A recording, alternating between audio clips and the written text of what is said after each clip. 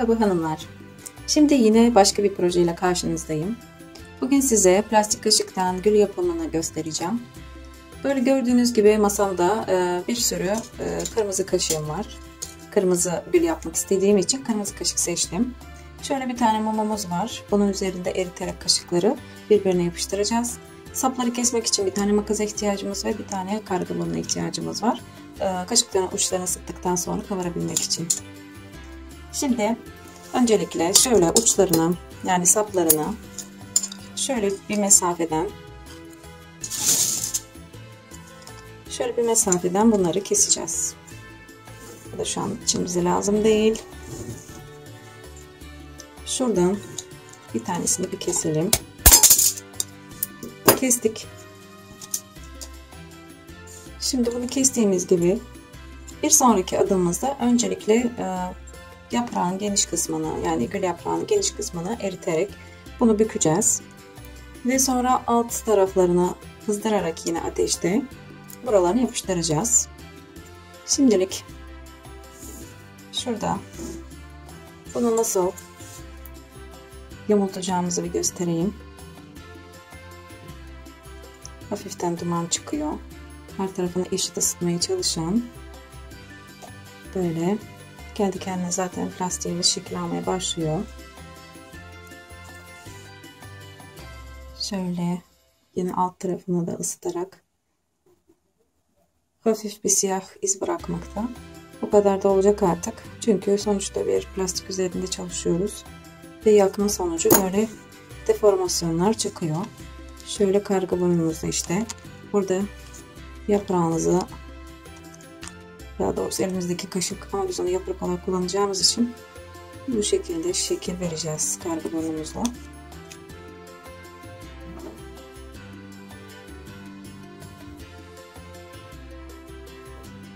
Şöyle yakma işlemini ilk önce 5 tane yaprağımıza, kaşığımızı yaprak olarak kullanacağımız için 5 tanesini yamultmamız yeterli olacak başlangıç olarak. Sonra diğer kaşıkları ise orta kısımlarını oluşturacağız.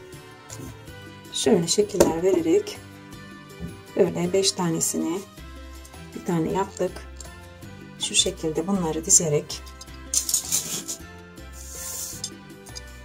5 tanesini bu hale getirelim.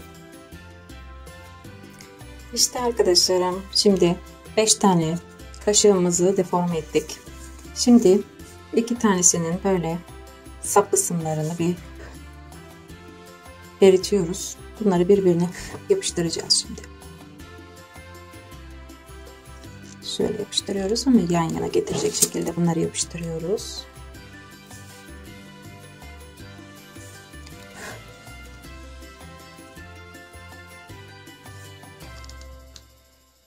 Bunları böyle soğusun diye bekleyelim birazcık. Şimdi diğer bir tanesini de yine ucuna ısıtıp aynı şekilde diğerinin hafif şöyle üstüne bindirerek kök kısmına yapıştıralım.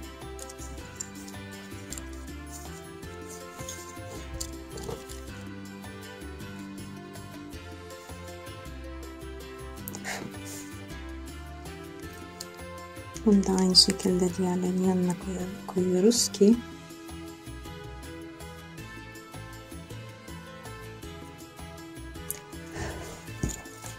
aynı şekilde bir tane daha.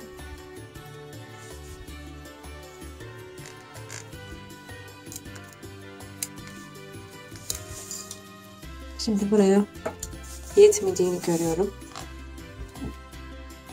Bir tane daha kaşık kesip yeterli olacağını düşünüyorum. Şöyle bir ölçü alalım. Evet, bunu da buraya yapıştırdığımızda yeterli olacak.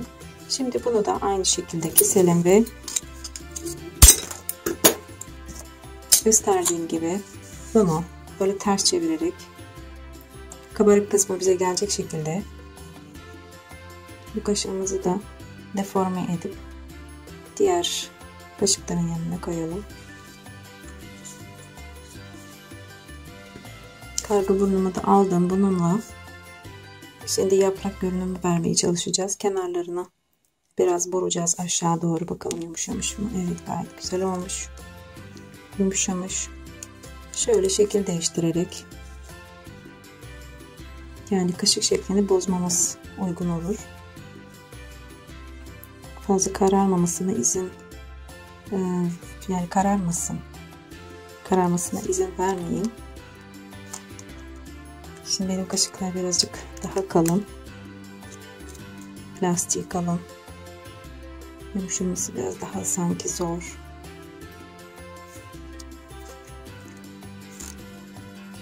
Şöyle yeterli olacağını düşünüyorum. Şimdi bu da birazcık soğusun. Şimdi diğerlerini yaptığımız gibi bunun da sapını şöyle buraya yapıştıralım. Şimdi başka 5 tane kesip, yine 5 tane ihtiyacımız var ama bunlardan sadece 4 tanesini keseceğiz. Saplarını, bir tanesini saplı şekilde bırakacağız. Bunun sadece üst kısmını deforme yapıp hafiften bunu saplı şekliyle bırakacağız. Bu bizim temel sapımız olacak. Nasıl yapıştıracağımızı size göstereceğim. Bunu da aynı şekilde diğerleri gibi şeklini bozacağız.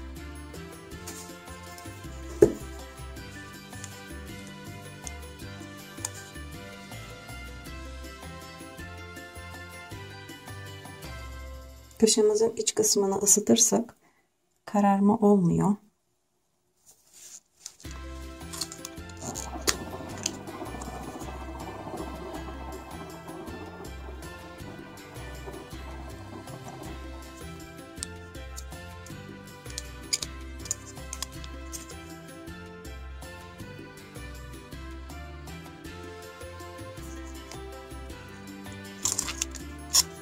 Şimdi bu böyle yeterli.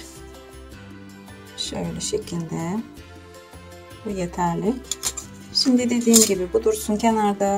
Şu 4 tanesini sadece kesip bunları da kesiyoruz. Hatta şöyle kırabiliriz bile dibinden. Şu şekilde kırarak da bunlar kolay kopuyor. Aynı şekilde şunları biz devam edelim deforme yapmaya.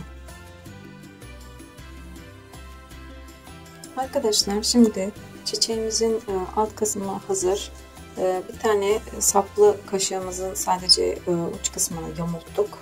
Şimdi şu iç kısmına, gülümüzün iç kısmına yapıştıracağımız diğer kaşıkları, onları başlıyoruz deforme etmeye.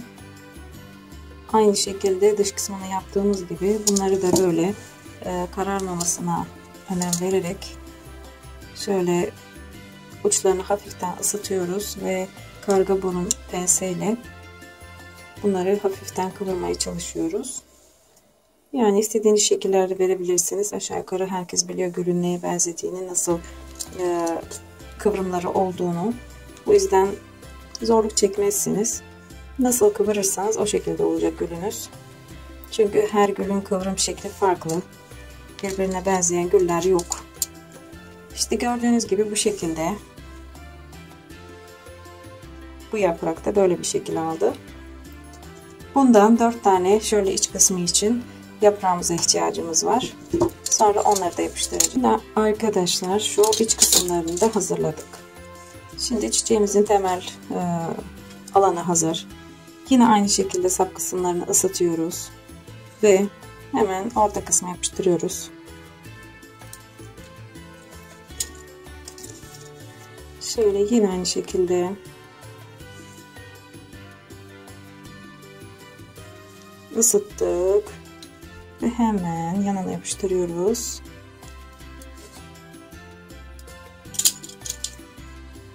Aynı şekilde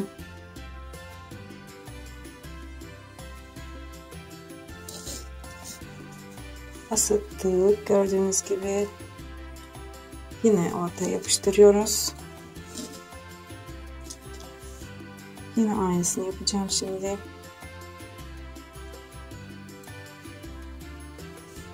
Isındı yeterince. İşte 4 tanesi alt kısım için yeterli. Şimdi gördüğünüz gibi gülümüz bu hale geldi.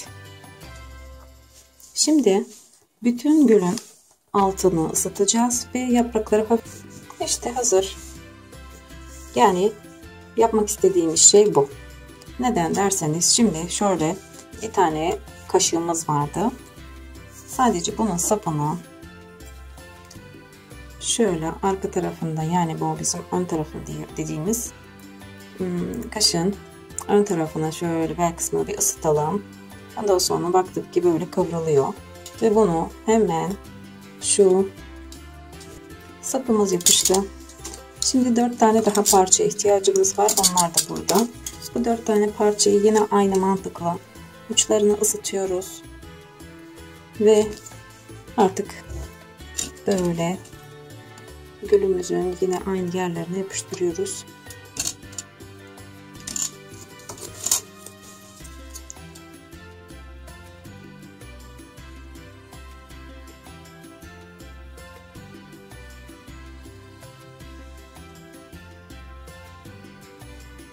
Ateşimiz de sönmek üzere artık. Şöyle, bu bizim en alt tabakamız.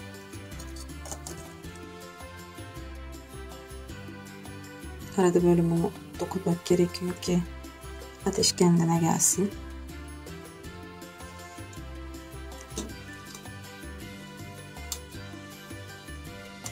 Hafif aralıklı yapın. Hemen alt taraftaki yapraklara yapışmasın bu kaşıklarımız.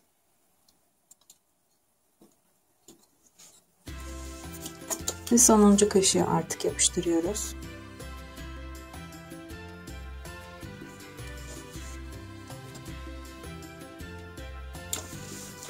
Bunları yapıştırdık.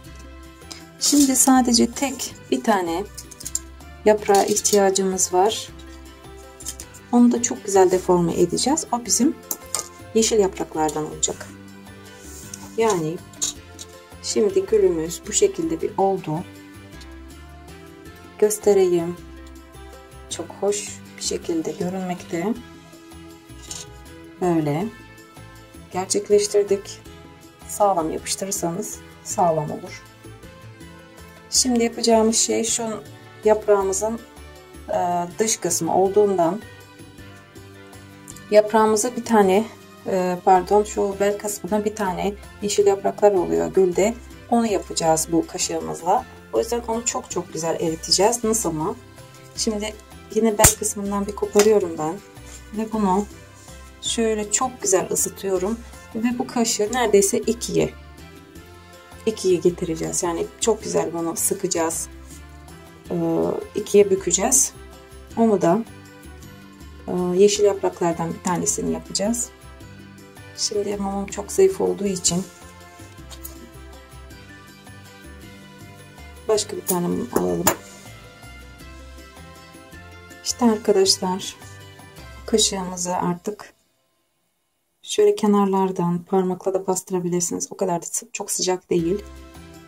Bunu yeşil yaprak yapacağımız için çok çok çok güzel sıkmamız gerekiyor. Siz yeşil bir tane kaşık bulabilirseniz yeşil kaşıkla bunu yapabilirsiniz. Şimdi biz bunu ne yapacağız? Tabii ki elimizde hepsi kaşıklar kırmızı olduğu için en son bu yaprağımızı akrilik boyayla yeşil renginde bir güzel boyayacağız. Ve bunu yeşile çevirmiş olacağız. Şu anda ısınmaya başladı yaprağım.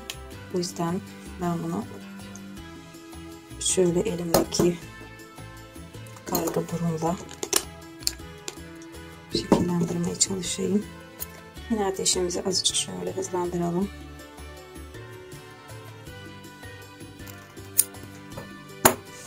Bunu güzelce bir yumuşatalım. İşte arkadaşlar, bunu böyle çok güzel bir şekilde artık yüzdük. Bizim bu şekilde bir tane yaprağa ihtiyacımız var.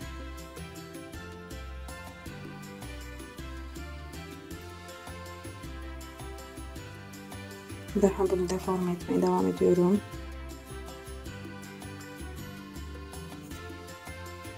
Ve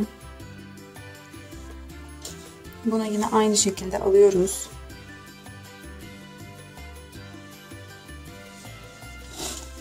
Ve şuraya yapıştırıyoruz. Elimizde az bir tutalım.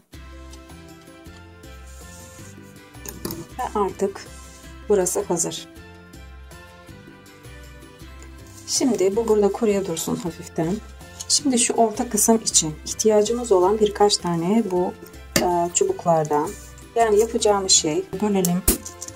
Bunları eriteceğiz ve iç kısmına yapıştıracağız. Bunlardan böyle 4-5 tane küçük çubuğa ihtiyacımız var. Bunları bir hazırlayalım. Şimdi yapacağımız şey, şu hazırladığımız küçük parçacıkları şöyle yine mum şöyle bir ısıtalım.